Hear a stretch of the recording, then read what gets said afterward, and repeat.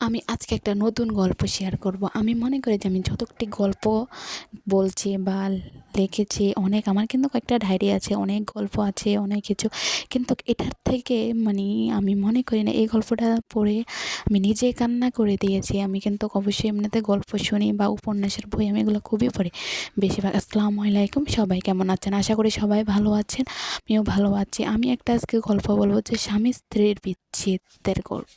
আর আপনারা হয়তো গল্প শুনতে ভালোবাসেন, তাই এই গল্পটি আপনার সামনে এসেছে। সবটা গল্প অবশ্যই শুনে যাবেন, যে গল্পটার পুরাটা কাহিনী। স্বামী স্ত্রীর ভালোবাসা যখন বিচ্ছেদে রূপান্তরিত হয়, তখন না চাইতেও অনেক কিছু ঘটে যায়। আসলে প্রকৃত ভালোবাসা কি আসলে আমি বুঝতাম না, কিন্তু আমি গল্প পড়তে পড়তে প্রকৃত ভালোবাসার মানে বুঝছি, অর্থ বুঝছি, সবকিছু এখন বুঝতে পারতেছি।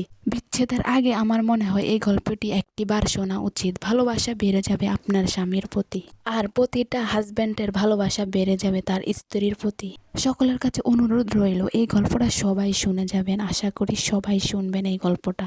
নতুন করে ক্ষুদ্র ক্ষুদ্র করে জমে যাবে আপনার এই গল্পটি যদি শোনেন, যে ভালোবাসা আর স্বামী স্ত্রীর বন্ধনটা আসলে প্রতিদিনের মতনই। স্ত্রী তার হাজবেন্ডকে নিয়ে রাতের খাবার খেতে বসলো। আমি তখন তার হাতটি ধরিয়ে বললাম, আমি তোমাকে কিছু কথা বলতে চাই। সে আমার চোখের দিকে শান্তভাবে তাকালো। আমি বুঝতে পারলাম না যে আমি কথাগুলো তাকে কিভাবে বলবো, কিন্তু আমি তাকে জানানো উচিত যে আমি আর তার সাথে সংসার করতে চাই না। আমি ধীরে ধীরে শান্তভাবে বিষয়টি বলে দিলাম। সে আমার কথায় কোনোভাবে বিরক্ত প্রকাশ না করে ধীরে ধীরে আমাকে জিজ্ঞাসা করলো। আমি তার প্রশ্ন এড়িয়ে গেলাম। দেখি সে আমার দিকে তাকিয়ে রইল।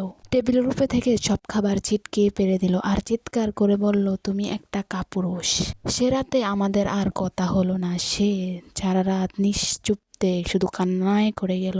হয়তো সে বুঝতে পারেনি যে আমি কেন তার সাথে এমন করলাম, আর আমি তাকে বুঝিয়ে পারলাম না যে আমি আরেকটা মেয়েকে ভালোবেসে ফেলেছি। আমি নিজেকে অপরাধী বোধ করলাম নিজের মধ্যে, আর অপরাধ বোধ নিয়ে আমি ডিভোর্স লেটারটা লিখলাম, যেখানে উল্লেখ ছিল আমাদের বাড়ি, আমাদের গাড়ি এবং আমাদের ব্যবসার 30%-ই সে এগুলার মালিক হবে।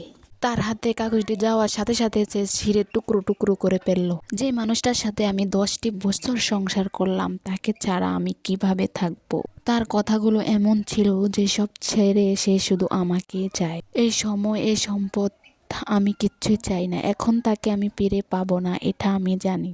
হ্যাঁ, এটাই তো আমি আশা করেছিলাম। তবে এবারকার কান্না আমার কাছে মুক্তি ছিনের মতন লেগেছিল। তবে হ্যাঁ, আজ আমার সত্যি মনে হয়েছিল যে আমি সত্যি আজ সফল।